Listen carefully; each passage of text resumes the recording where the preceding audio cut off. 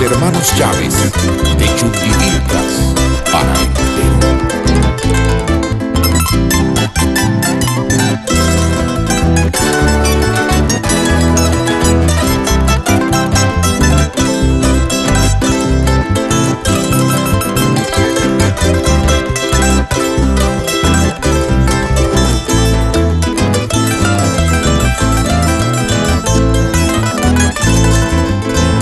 Pues se de llorar ahora por una ingrata y amarchada.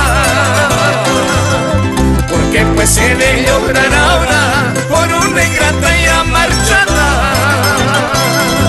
Si ella sola se ha alejado sin causa alguna de su nido. Si ella sola se ha alejado postergando a mi cariño.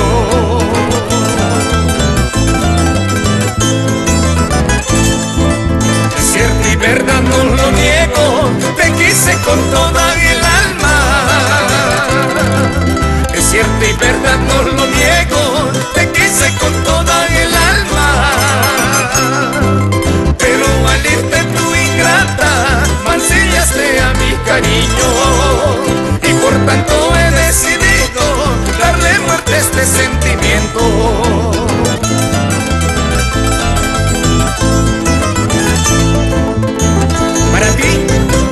Ingrata de mis amores, fugada del huerto de mis pasiones.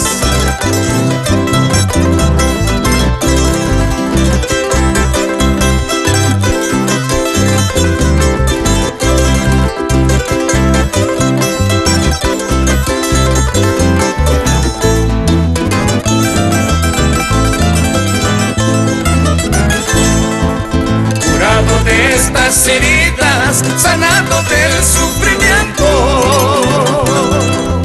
Curado de estas heridas, sanado del sufrimiento.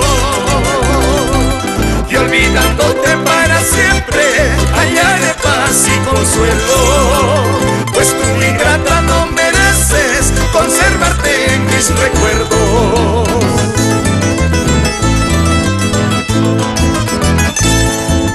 Aunque ingrata tú, mi amada, gracias te doy por lo vivido.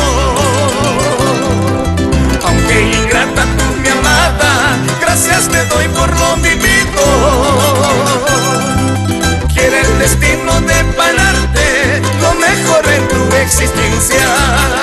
Aunque no seas ni más mía, feliz no seas con quien